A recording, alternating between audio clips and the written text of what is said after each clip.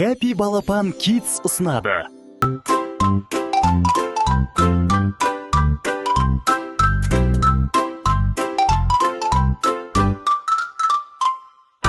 Аю, тұршы, ұйқыңды тезірек қашыршы, қолыңды жу, бетіңді жу, бізбен бірге ойнашы. Күн шықты, таң атты, орманда оянды, секіріп билеп алайық, көңілді таңды қарсы алды.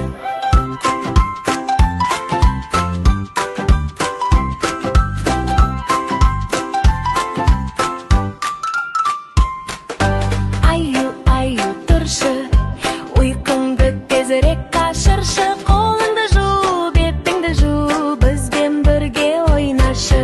Күн шықты, таң атты, орманда оянды, секіріп билеп алайық, көңілді таңды қарсы алды. Happy Балапан Kids ұсынады. Бір жылы тыныш әлемде ешқайда асықпайтын кішкентай ғана бір тіршілік иесі өмір сүріпті. Оның аты Жұмбақи. Жұмбақи жерде жүрмейді, ол жай ғана қалқып жүреді. Жай. Жұмбақи бүгін сәл мұңайып тұрды. Оның түсі солғын тартып кеткен еді. Неге менің көңілім жоқ деп ойлады. Сол кезде ол кішкентай баланы көрді. Балада үнсіз мұңайып отыр. Жұмбақи жай ғана жақындады. Және сыбырлап айтты: "Сәлем, бәр жақсы болады."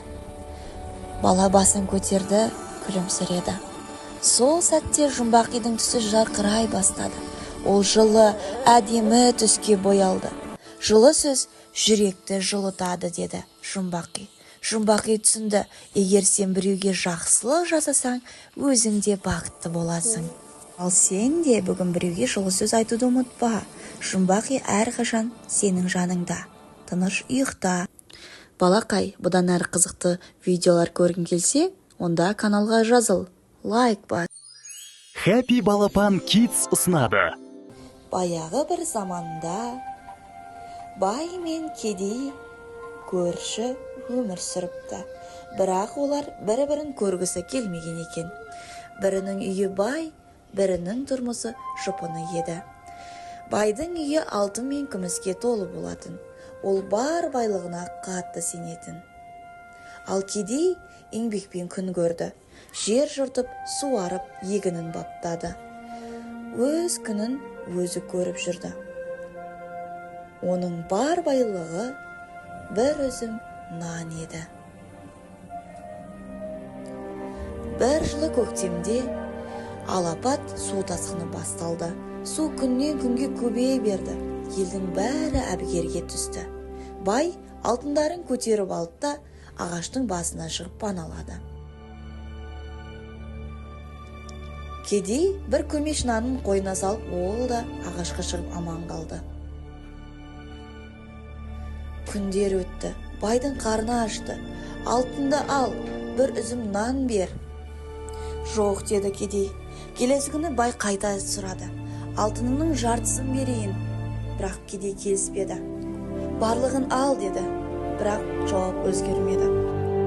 Бай қатты әлсірегеннен күші қалмады. Қарны қатты ашып кетті. Содан аштық байды жеңді.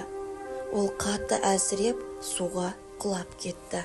Кедейдің алтынға келіспегені өте дұрыс болды. Ол аштықтан осы нан арқылы құтылды. Келесі күні күн ашылды. 15 күнге созылған су тоқтады, жаңбыр тоқтады. Күн шайдай ашық. Кедей өте қуанды. Ол ағаштан аман есен түсті. Ол қайтадан жерге тұқым сеуіп, егінін егіп, қайтадан өмір жалғаса берді. Осымен ертегі тәмам, балалар. Алтын күміс тас екен, арпа бидай ас екен деген осыдан қалса керек. Ертегі ұнаса, каналға жазыл. Happy Балапан Kids ұсынады. Баяғыда бір әдемі үйде мақтағыз өмір сүріпті. Оның сөп сүйкімді мысығы болған екен. Мақтағыз өте ұқыпты, тазалықты жаны сүйетін қыз болған екен. Бір күні мақтағыз үйін жинап жүріп, еденнен тәтті бір мейіз тауып алады. «О, қандай тәтті мейіз!» дейді. Мысық, мысық, келші бері. Мысығына мейізді бөліспекші боп шақырады. Бірақ ол келмеген соң өзі жеп қояды. Сол кезде мысық үйге кіріп келеді. Мяу, мяу, мақтақыз мені неге шақырдың? Дейді мысық. Өзің ғой келмей қойған. Айтпасаң мен сенің қатығыңды төгем. Дейді де мысық үстелдің үстінде тұрған сүтті төгіп тастайды. Онда мен сенің құйрығыңды кесіп аламын. Мақтағыз мысықтың құйрығын кесіп алады. Мақтағыз, құйрығымды берші, деп мысық жылайды.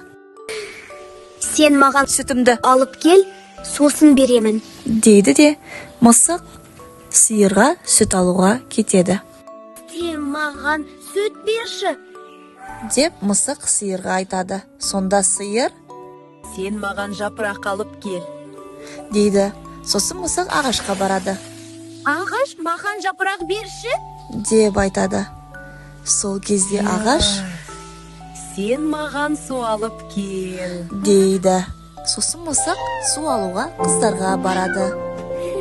Ол қыздардан Маған су берші. деп сұрайды. Сонда қыздар Бізге сағыз алып сонда ғана су беретінін айтады. Сағыз алу үшін мысық дүкенге барады. Сағыз берші, дейді. Сен маған жұмыртқа алып кел. Дейді дүкенші мысыққа. Маған жұмыртқа берші, деп мысық жұмыртқа алу үшін тауықтарға келеді. Бізге дән алып кел. Сосын мысық ән қазып жүрген тышқанға барады. Ініңде не бар? Деп мысық тышқанға бас салады. Менде тек тары бар. Дейді тышқан. Сосын бір кесе тары салынған ыдысты мысыққа береді. Мысықтың қуанышында шек жоқ. Ол бір кесе тарыны билеп жатқан тауықтарға апарып береді. Тауықтар қуанып келіскендей оған жұмыртқаны береді. Бәрі бірге билейді. Мысық жұмыртқаларды алып дүкеншіге береді. Дүкенші риза болып, оған сағызды береді. Мысық сағыздарды алып, қыздарға апарып береді. Қыздар да риза болады. Қыздар мысыққа шелегіне су толтырып береді. Мысық шелектегі суды алып, ағашқа апарып құяды. Ағаш та қуанып мәз болады. Ол мысыққа жапырақтарды береді. Мысық жапырақтарды алып, сиырға алып келіп береді. Ал сиыр болса, уәделескендей оған бір шелек сүтті береді. Мысық ақыры сүтін алып, үйге алып келеді. Оны мақтағызға береді. Жарайды, құйрығыңды ала қой деп, құйрығын береді. Сонымен мақтағыз бен мысық қайтадан дос болады. Уәдеңді орындасаң, достық әрқашан сақталады. Балақай, ұнаса каналға жазыл. Happy Балапан Kids ұсынады. Ертеде қысы қалың қарлы бір ауылда кішкентай қыз өмір сүріпті. Оны анасы да, әжесі де өте қатты жақсы көреді екен. Туған күні әжесі оған әдемі қызыл телпек сыйлапты. Сол күннен бастап бәрі оны қызыл телпек деп айтатын болыпты. Бір күні анасы бәліш пісіріп әжесіне апарып келуін сұрайды. Қызыл телпек себетін алып, қуана-қуана жолға шығады. Ол қар басқан орманмен ән айтып азықпай келе жатты.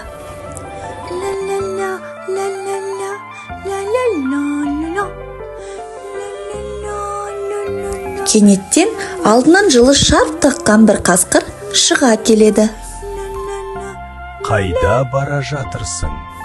Деп сұрап, қасқыр айламен тіл қатады. Әжемнің үйіне бара жатырмын. осы жолмен жүр. Қызыл телпек қасқыр айтқан ұзақ жолмен кетіп қалады. Ал қасқыр болса айласын асырып, төте жолмен әженің үйіне қарай асығады.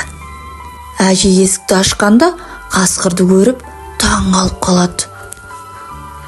Әже қорықпай тез шкафтың ішіне жасырынып үлгереді. Ал қасқыр болса әженің көзілдірігін киіп төсегіне жата қалады. Сәлден соң әжесінің үйіне қызыл телпек келеді. Ол әжесінің жанына жақындайды, даусына таң қалады.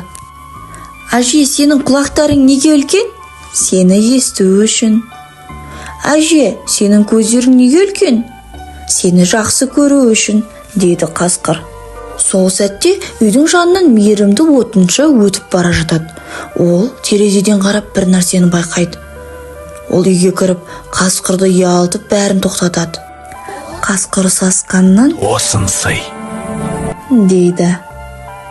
Содан әже шкафтан шығып немересін құшақтайды. Ал қасқыр болса қателігін түсініп, кешірім сұрайды. Кешіріңдерші, мынау сендерге, дейді. Барлығы бірге шай ішіп, жаңа жылды қарсы алады. Жаңа жыл мейірім мен жақсылықтың мерекесі. Жаңа жылдарыңмен. Балақай, ұнаса каналға жазыл. Happy Балапан Kids ұсынады.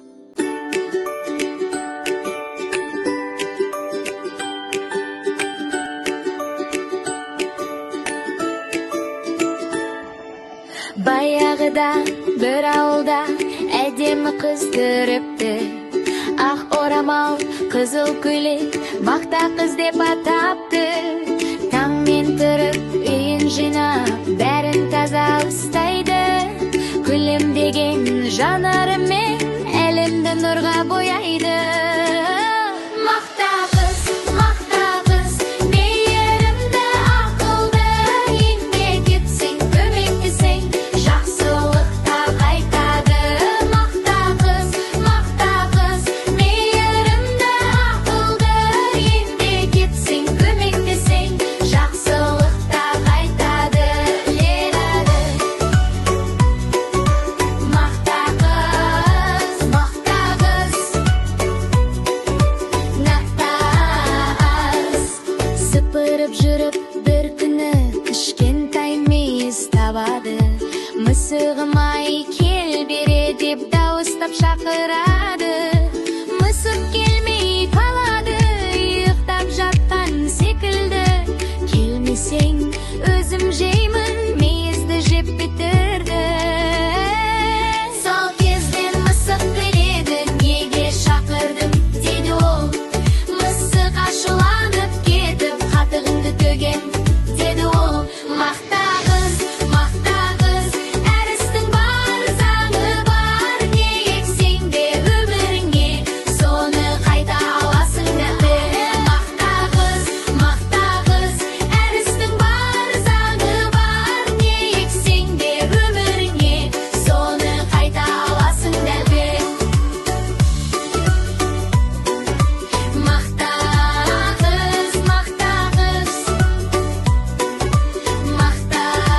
қыз. Мысық жылап жүгірді, апа кешірші. Әуелі қатығымды әкел, сонда құйрық беріледі. Сүйір айтты, ашпын мен, жапырағын әкел бері.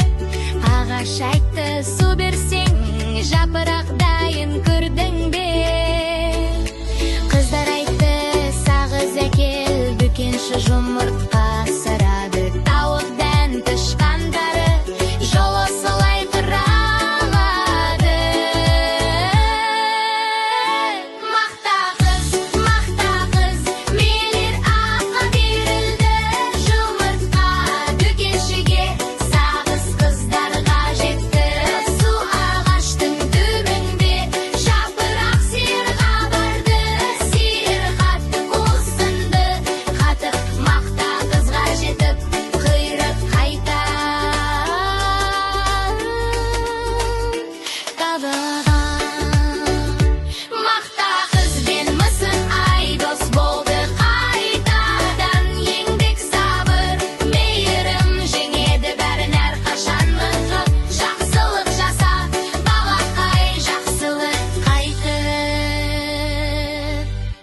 Orang-orang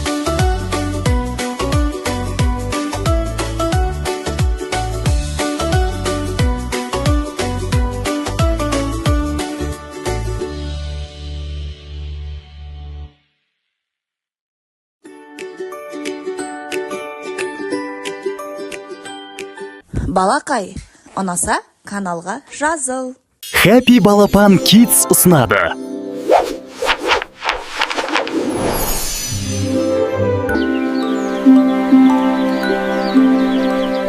Ертеде бір шал мен кемпір болыпты. Кемпір бір күні қаймаққа нан илеп, оны майға қуырып, бауырсақ жасауға кірісіпті. Қаймаққа иленген қамырды майға қуырып, бауырсақ пісіріпті.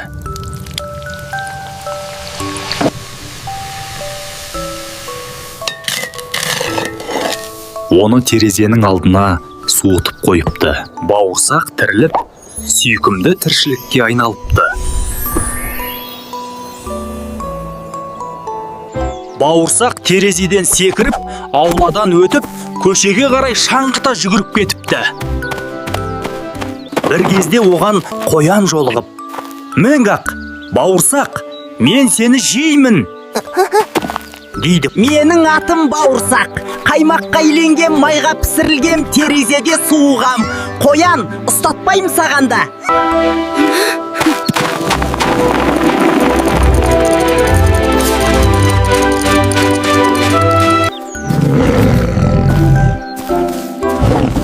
Оған қасқыр кездесіп, оның да жегісі келеді. Қаймаққа иленген майға пісірілген терезеде суығам. Ұстатпай кеттім атама, әжеме, қоянға.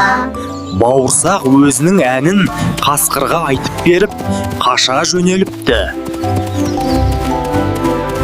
Бір кезде аю жолығады.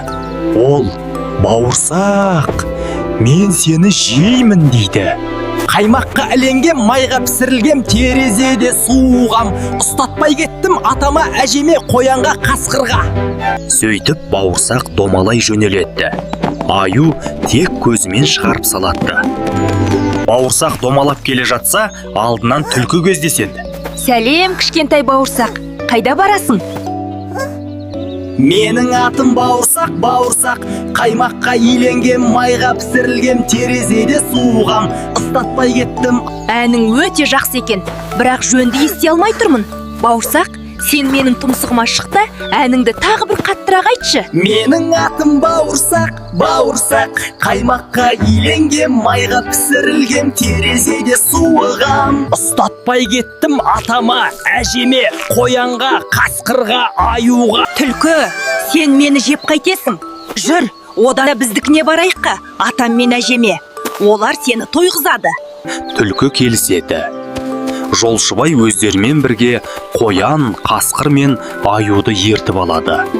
Олар келсе, әжесі көп қаусырма пісіріп қойыпты. Ал бауырсақ терезенің алдында өзінің әнін айтып отырады. Егем сендерге бұл ертегі ұнаса, Happy Балапан Kids каналына жазылуды ұмытпаңдар.